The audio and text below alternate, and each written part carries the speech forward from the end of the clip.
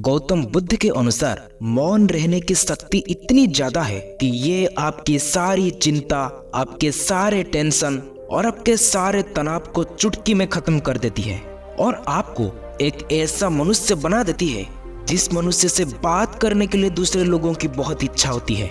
एक दिन गौतम बुद्ध अपने आश्रम में अपने सभी शिष्यों को शिक्षा दे रहे थे कि दुनिया की सबसे तेज छुरी हमारी जुबान है और दुनिया के सबसे खतरनाक हथियार हमारे शब्द है, जो बिना किसी का खून खराबे के लोगों को अंदर ही अंदर मार सकती है।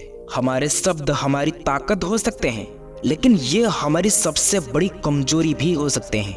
अगर हमें ये नहीं पता कि कब, कहां, क्या और कितना बोलना है, और यदि हम सही समय पर सही इरादे के साथ सही शब्दों का प्रयोग करते हैं, तो ये भी हमें एक सफल व्यक्ति बनाता है। लेकिन अगर हम सही समय पर सही इरादे से सही शब्दों का इस्तेमाल नहीं करते हैं, तो ये भी हमारे जीवन को नर्क से बदतर बना सकता है। तो दोस्तों, आज के स्टोरी के माध्यम से हम आपको बताने वाले हैं कि चुप रहकर हम अपने जीवन को कैसे बदल सकते हैं। आपको चुप रहने की शक्ति का एहसास इस वीडियो में होने वाला है। तो चलिए शुरू करते हैं हम इस कहानी को। दोस्तों, जापान में एक बहुत ही प्रसिद्ध बौद्ध भिक्षु रहा करते थे। उनका नाम रिसाई था। रिसाई अकेले रहते थे, दुनिया की शोर सार से दूर कहीं जंगल में रहते थे और वो बड़े ही ध्यानी और प्रभु भक्त व्यक्ति थे, इसलिए वो पूरे जापान में बहुत अधिक प्रसिद्ध थे।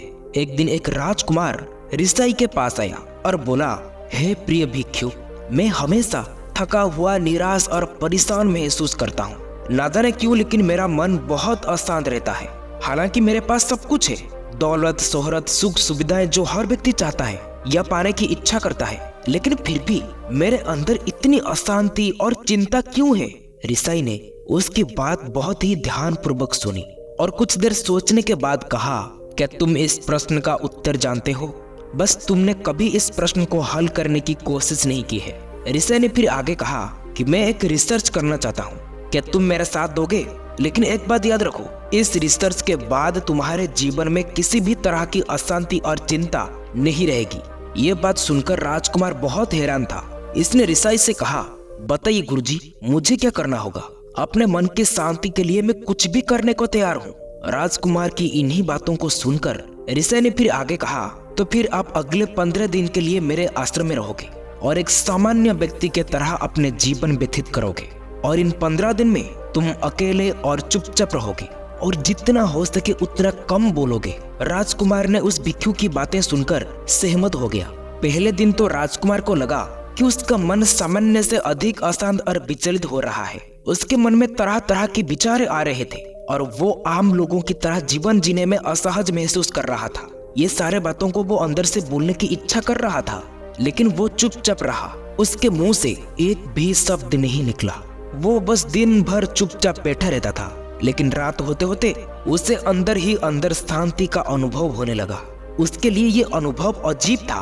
वो खुद से पूछ रहा था कि वो अंदर ही अंदर इतना खुश क्यों है और उसकी आंतरिक बेचैनी और चिंता कम क्यों होने लगी है। फिर अगले दिन राजकुमार अकेला चुपचाप बैठा रहा और वो प्रकृति को निहार रहा। वो पौधे को, फूल को, आकाश में उड़ रहे पक्षियों को, वो अपने जीवन में पहली बार ये अद्भुत दृश्य महसूस कर रहा था और वो देख रहा था कि उसके पास कितनी सुंदरता है। वो बस दिन भर प्रकृति की सुंदरता को निहारता रहता था और उसकी ताजगी को महसूस करता रहता था। इसी तरह से 10 दिन बीत गए और उसकी मन की सारी बेचैनी, सारी हलचल, सारी उथल पुथल और सारी तनाव उसके मन से जैसे गायब सी हो गया। 11वें दिन की सुबह राजकुमार फिर से एकांत में बैठ गया और कुछ ही मिनट में उसकी आंखें अपने आप बंद हो गई और वो गहरे ध्यान में चला गया और वो पूरे दिन वहीं पर आंखें बंद करके बैठा रहा और गहरे ध्यान में डूबा रहा।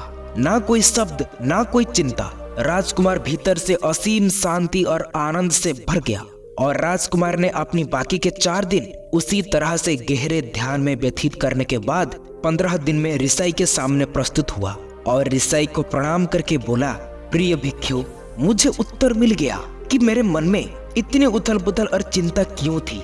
मैं जान गया कि मेरे मन में इतना अशांति, इतना विचलित क्यों था।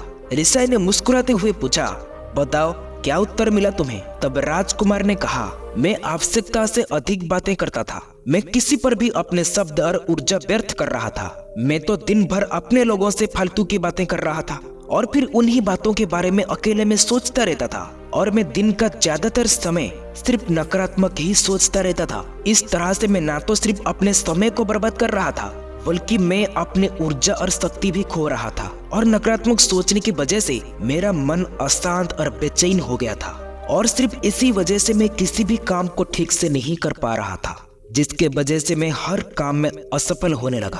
और फिर उन्हीं लगातार मिलने वाली असफलताओं की वजह से मैं और भी उदास और चिड़चिड़ा हो गया। इन्हीं सभी चीजों के वजह से मेरा जीवन नष्ट हो रहा था। लेकिन यहाँ पर बिताए हुए 15 दिन मेरे लिए पूरी तरह से अलग थे।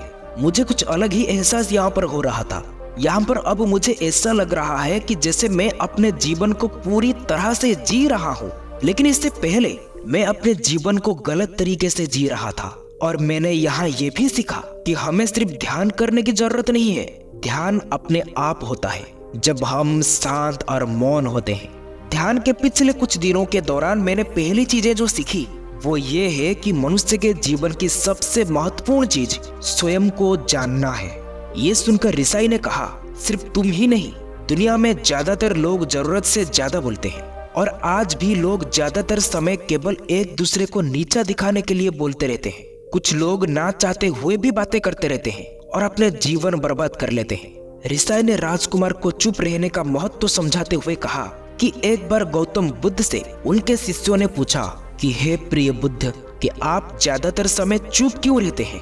तब महात्मा बुद्ध ने कहा, क्योंकि चुप रहने से व्यक्ति अंदर से अनंत शांति की गहराइयों में होता है।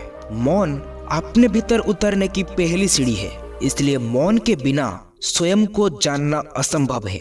इसलिए स्वयं को जानने और समझने का पहला नियम है कि मौन हो जाओ और उतना ही बोलो जितना अत्यंत आवश्यक हो।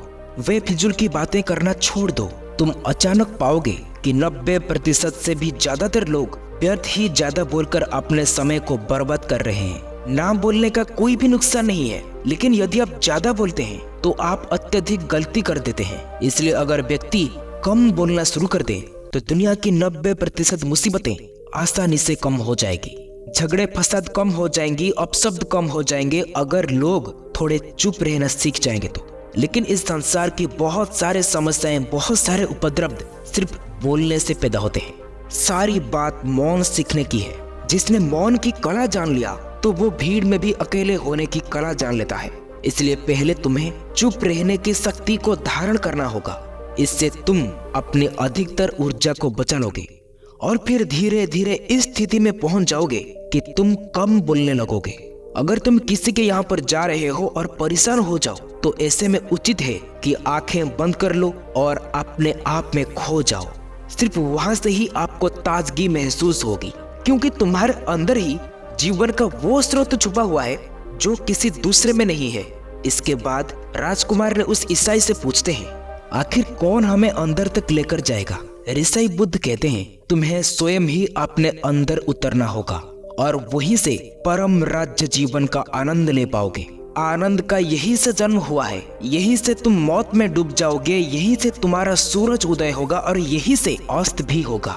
इस प्रकार तुम अपने अंदर बार बार डुबकी लगाओ। जब तुम खुद में डूबकर बाहर लौटोगे, वहां से तुम ताजगी भरी जीवन का नई एहसास पाओगे और वहीं से ही तुम्हें एक नई शक्ति मिलेगी। और वहां पे तुम्हारी थकान गई, उदासी गई, चिंता गई, जैसे कि आपको स्नान करके लौटे हो और आपका शरीर शिथिल हो जाता है, शांत हो जाता है। और ऐसे ही जब आपके भीतर साफ होकर शांत हो जाता है तो आपके मन और हृदय असीम शांति और मौन हो जाता है। जब तुम आंतरिक मौन की उस प्रकाष्ठा में पहुंच जाओगे तब तुम पाओगे कि तुम बोलने से भी तुम्हारा मन खंडित नहीं होता है, वो बना ही रहता है और उसकी एक अनंत धारा लगातार तुम्हारे भीतर बहती रहती है। उस स्थिति में पहुंचने के बाद तुम बोलते हो, तुम शब्दों का प्रयोग भी करते हो, लेकिन वो तुम्हारे मन को खंडित नहीं कर पाता। सिर्फ एक बार गहरे मन में स्थिर हो जाओ, फिर तुम्हारी वाणी में मिठास आ जाएगी। तुम्हारा बोलना सत्य होगा, तुम बोलने से दूसरे पर भी शिथिलता छा जाएगी। जैसे ही तुम अंदर से चुप होते हो तो तुम इतने शक्तिशाली होने लगते हो कि समाज की निर्भरता तुम छोड़ने लगते हो और तुम्हारे जीवन में एक मस्ती आती है जो केवल दीवानों के जीवन में होती है। और तुम्हारे चेहरे पर एक नई रौनक आ जाती है। तुम्हारे आंखें एक अमृत के समान हो जाती है और तुम एक अनंत शांति के समंदर में डूबने लगते हो। इतना कहकर भिक्षु ऋषि ने अपनी बात खत्म की और वो भी मौन में चले गए। राजकुमार उनका धन्यवाद कहकर अपने महलों में चला गया। दोस्तों, आपने भी अनुभव किया होगा कि बहुत ज्यादा बात करने से दिमाग अशांत हो जाता है, जिससे कि हम अपने दिमाग पर नियंत्रण खो देते हैं और साथ ही अपने ध्यान भी खो देते हैं। इसलिए जो लोग बहुत ज्यादा बोलते हैं उनके पास किसी काम पर ध्यान केंद्रित करने की काबिलियत नहीं होती है। वो अपने किसी भी लक्ष्य पर पूरी तरह से ध्यान केंद्रित नहीं कर पाते हैं। अगर हमारा दिमाग एक जगह पर केंद्रित नहीं है तो हम जीवन की सच्चाई नहीं समझ पाते हैं और ना ही अपने जीवन में मनचाहे सभी सफलता को हासिल कर पाएंगे। इसके अलावा भी आपने देखा होगा कि जो लोग अधिक बोलते हैं वो अक्सर लोगों के बीच हंसी के पात्र बन जाते हैं और जो लोग कम बोलते हैं उन्हें लोगों से सम्मान मिलता है। लोग उनकी बातों को सम्मान से सुनते हैं और उन पर भरोसा भी करते हैं।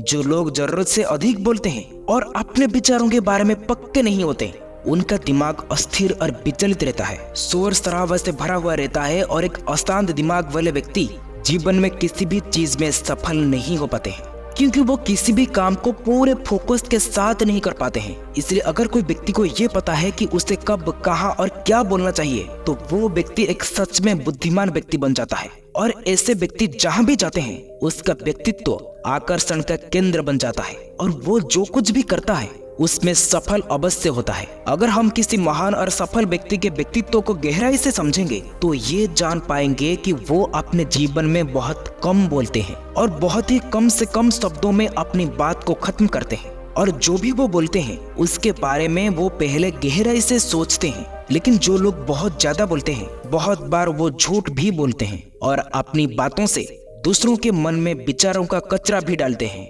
वो ज्यादातर समय दूसरों की बुराई करते रहते हैं, इसलिए उनके अपने भी उनसे नफरत करने लगते हैं। दोस्तों, आशा करता हूँ कि आपको इस वीडियो से काफी कुछ सीखने को मिला होगा। अपना कीमती समय देने के लिए आप सबको बहुत बहुत धन्यवाद। अगर इस कहानी आपको अच्छी लगी हो तो शेयर, सब्सक्राइब, लाइक जरूर करें। फिर मिलेंगे कुछ नई सीख के साथ और एक नई वीडियो में।